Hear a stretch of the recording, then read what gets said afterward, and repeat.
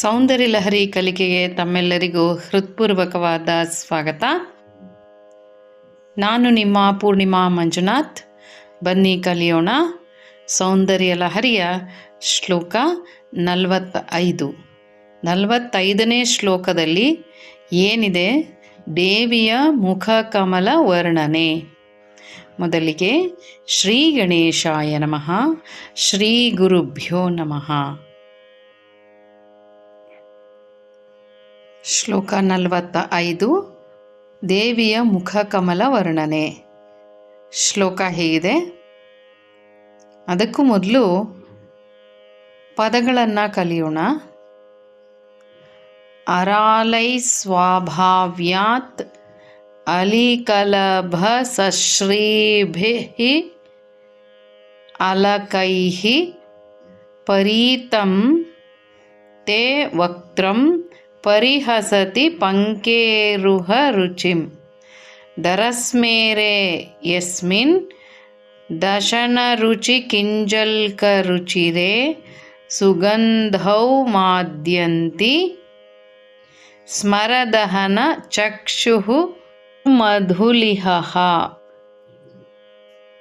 ಇಲ್ಲಿ ದೇವಿಗೆ ಭಗವತಿ ದೇವಿ, ಪೂಜ್ಯಳಾದ ದೇವಿಯೇ, ಸ್ವಭಾವ್ಯಾತ್ ಅರಾಲೈಹಿ ಅಂದರೆ ಸ್ವಭಾವದ ಅಂದರೆ ಅದರ ಸ್ವಭಾವವೇ ಹಾಗೆ ಅಂತ ಹೇಳ್ತೀವಲ್ಲ, ಹಾಗೆ ವಕ್ರವಾಗಿರುವ ಅಲಿಕಲಭ ಸಶ್ರೀಭಿಹಿ ಅಂದರೆ ಮರಿದುಂಬಿಗಳ ಜೊತೆ ಸಮಾನ ಕಾಂತಿಯುಳ್ಳ, ಅಲಕೈಹಿ ಪರೀತಂ ಕೇಶಗಳಿಂದ ಕೂಡಿರುವಂತಹ, ತೇ ವಕ್ತ್ರಂ ಅಂದರೆ ನಿನ್ನ ಮುಖವು, ಮುಖಾರವಿಂದವು, ಪಂಕೇರುಹ ರುಚಿಂ ಕಮಲದ ಕಾಂತಿಯನ್ನು, ಪರಿಹಸತಿ ಪರಿಹಾಸ್ಯ ಮಾಡುವುದು, ದರಸ್ಮೇರೆ ಅಂದರೆ ಮುಗುಳ್ನಗೆ, ದಶನ ರುಚಿ ಕಿಂಜಲ್ಕ ರುಚಿರೆ, ದಶನ ರುಚಿ ಕಿಂಜಲ್ಕ ರುಚಿರೆ ಅಂದರೆ ಹಲ್ಲುಗಳ ಕಾಂತಿಗಳೆಂಬ ಕೇಸರಗಳಿಂದ ಮನೋಹರವಾಗಿರುವಂತಹದ್ದು, ಸುಗಂಧವಾಗಿರುವಂತಹದ್ದು, ಪರಿಮಳದಿಂದ ಕೂಡಿರುವಂತಹದ್ದು, ಯಸ್ಮಿನ್ ಅಂದರೆ ನಿನ್ನ ಮುಖವೆಂಬ ಕಮಲದಲ್ಲಿ, ಸ್ಮರದಹನ ಚಕ್ಷುರ್ಮಧುಲಿಹ ಅಂದರೆ ಮನ್ಮಥನನ್ನು ದಹಿಸಿದ ಈಶ್ವರನ ಕಣ್ಣುಗಳೆಂಬ ಭ್ರಮರಗಳು. ಸ್ಮರದಹನ, ಸ್ಮರ ಅಂದರೆ ಮನ್ಮಥ, ಅವನನ್ನು ದಹಿಸಿದಂಥವನು ಶಿವ. ಚಕ್ಷುರ್ ಅಂದರೆ ಕಣ್ಣುಗಳು, ಚಕ್ಷುರ್ಮಧುಲಿಹ, ಮಾದ್ಯಂತಿ ಅಂದರೆ ಸಂತೋಷ ಪಡುತ್ತವೆ ಅಂತ ಹೀಗೆ ಪದಗಳ ಅರ್ಥ ಆಗ್ತಾ ಬರುತ್ತೆ. ಶ್ಲೋಕ ಹೀಗಿದೆ. ಅರಾಲೈ ಸ್ವಾಭಾವ್ಯ ದಲಿಕಲಭಸಶ್ರೀಭಿರಲಕೈಃ ಪರೀತಂತೆ ವಕ್ತ್ರಂ ಪರಿಹಸತಿ ಪಂಕೇರುಹ ರುಚಿಂ ದರಸ್ಮೇರೆ ಯಸ್ಮಿನ್ ದಶನ ರುಚಿ ಕಿಂಜಲ್ಕ ರುಚಿರೆ ಸುಗಂಧೌ ಮಾದ್ಯಂತಿ ಸ್ಮರದಹನ ಚಕ್ಷುರ್ಮಧುಲಿಹಃ. ಹೀಗೆ ಬರುತ್ತೆ ಶ್ಲೋಕ. ಇದರ ತಾತ್ಪರ್ಯ ಏನಿರಬಹುದು ಅಂದರೆ, ದೇವಿಗೆ ಹೇಳ್ತಾ ಇರುವಂತಹದ್ದು ಸ್ವಾಭಾವಿಕವಾಗಿ ಗುಂಗುರಾಗಿರುವಂತಹ ಮರಿದುಂಬಿಗಳಂತೆ ಸಮಾನ ಕಾಂತಿಯುಳ್ಳಂತೆ ಕಪ್ಪಾಗಿರುವ ಮುಂಗುರುಳುಗಳು ದೇವಿಯ ಮುಖಕಮಲವನ್ನು ಸುತ್ತುವರೆದಿವೆ. ದೇವಿಯ ಮುಖಮಂಡಲದ ಚೆಲುವಿನ ಮುಂದೆ ಕಮಲದ ಕಾಂತಿ ಪರಿಹಾಸಕ್ಕೆ ಒಳಗಾಗಿದೆ. ಅಂದರೆ ಅದರ ಕಳೆ ಸಪ್ಪೆಯಾಗಿದೆ, ಕಡಿಮೆಯಾಗಿದೆ ಅಂತ. ಹಾಗೆಯೇ ನೀನು ಮುಗುಳ್ನಗೆ ಬೀರುವಾಗ ಅಂದರೆ ದೇವಿಗೆ ಹೇಳ್ತಾ ಇರುವಂಥದ್ದು, ದೇವಿಯ ಹಲ್ಲುಗಳ ಕಾಂತಿಗಳೆಂಬ ಕೇಸರಗಳಿಂದ ಸುಂದರವಾಗಿರುವ ಪದ್ಮದಂತೆ ಪರಿಮಳ ಭರಿತವಾದ ನಿನ್ನ ಮುಖ ಕಮಲದಲ್ಲಿ ಮನ್ಮಥನನ್ನು ದಹಿಸಿದ ಈಶ್ವರನ ಕಣ್ಣುಗಳೆಂಬ ಭ್ರಮರಗಳು ನಲಿದಾಡುತ್ತಿವೆ.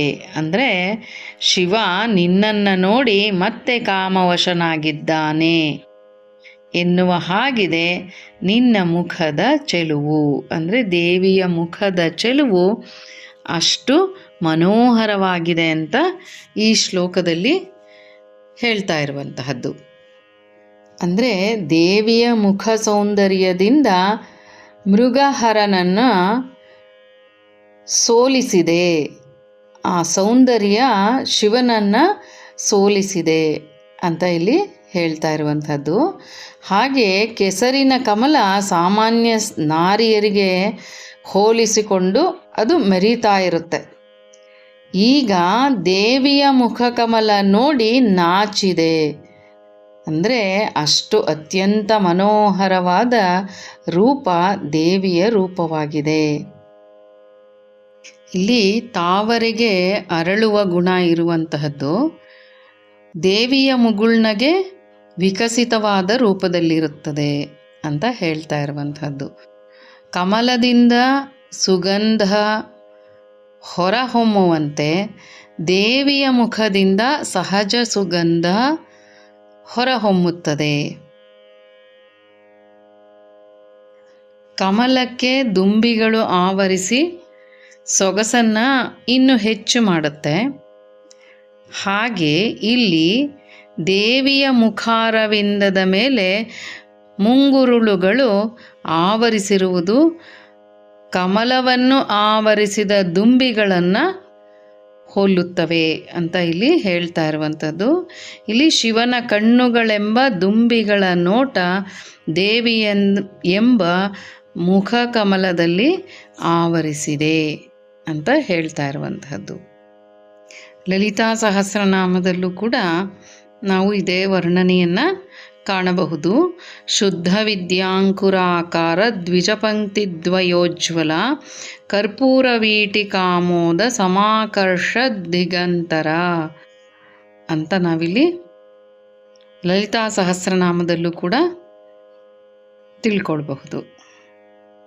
ಸೌಂದರ್ಯ ಲಹರಿಯಲ್ಲಿ ದೇವಿಯ ದಂತಪಂಕ್ತಿಗಳ ಕಾಂತಿಯನ್ನು ಕಮಲದ ಕೇಸರಗಳಿಗೆ ಹೋಲಿಕೆ ಮಾಡಿರೋದು.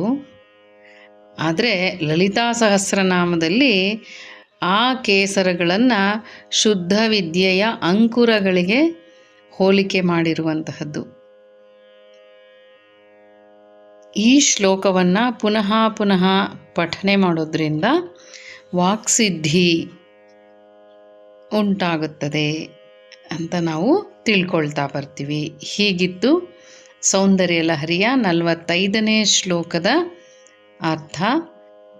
ಚಿಕ್ಕದಾಗಿ ತಿಳ್ಕೊಂಡಿರುವಂತಹದ್ದು ನಿಮಗೆಲ್ಲರಿಗೂ ಇಷ್ಟ ಆಗಿದೆ ಅಂತ ಅಂದ್ಕೊಳ್ತೀನಿ. ಮತ್ತೆ ಸಿಗೋಣ 46ನೇ ಶ್ಲೋಕದಲ್ಲಿ. ನನ್ನ ಈ ಯೂಟ್ಯೂಬ್ ಚಾನಲ್ನನ್ನು ಯಾರೆಲ್ಲ ಫಾಲೋ ಮಾಡ್ತಾ ಇದ್ದೀರಾ ಅವರೆಲ್ಲರಿಗೂ ಧನ್ಯವಾದಗಳು. ಹೀಗೆ ನಿಮ್ಮ ಪ್ರೋತ್ಸಾಹ ನಿರಂತರವಾಗಿ ನಡೆಯಲಿ. ಸರ್ವೇ ಜನಾಃ ಸುಖಿನೋ ಭವಂತು, ಸರ್ವೇ ಸನ್ಮಂಗಲಾನಿ ಭವಂತು.